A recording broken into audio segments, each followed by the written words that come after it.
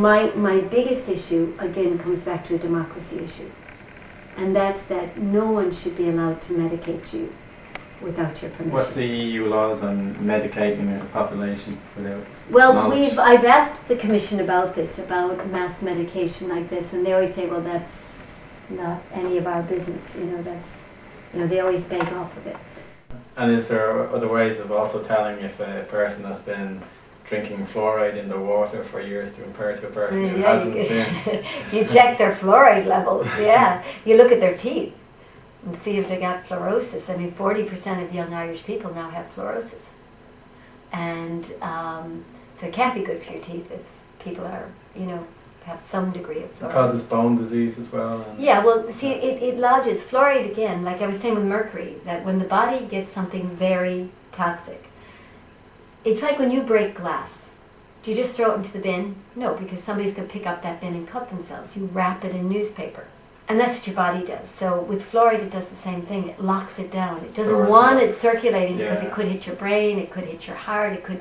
So it gets rid of what it can, and what it can't, it locks down into bone, teeth, these stable sort of things, but it damages them.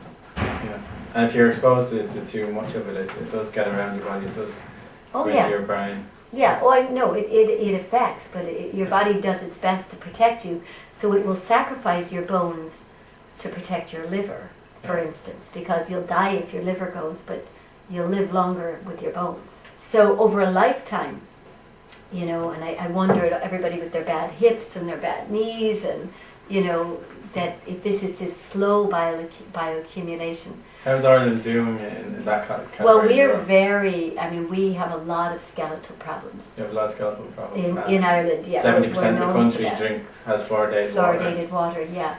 So there are more dangerous, there are less dangerous fluorides, but it's not something we should be taking anything extra, any avoidable sources of fluoride, and it's not something we can totally avoid because there's naturally occurring fluoride, but you should avoid as much of it as you can. Yeah.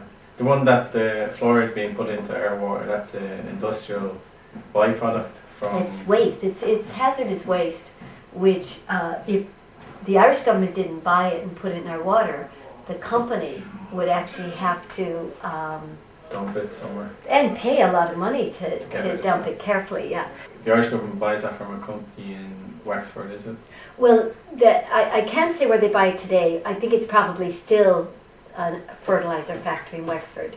But certainly that is where they were buying it for many years, is from an artificial fertilizer factory in County Wexford. It's dumped into our bodies, that's how they get rid of it.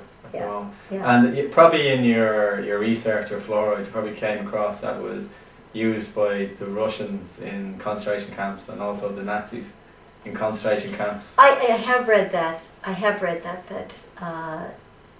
they found that it just kept people calm. So I have read that. I mean, I don't know if the people who put it in our water have ever read it. They may not even know that. But it is significant and pacifies the people. Calms people. So. But where we have gotten an interesting development is that the Irish government, if you read the legislation, because there's actually legislation around fluoride, put it in for medicinal reasons, for our teeth.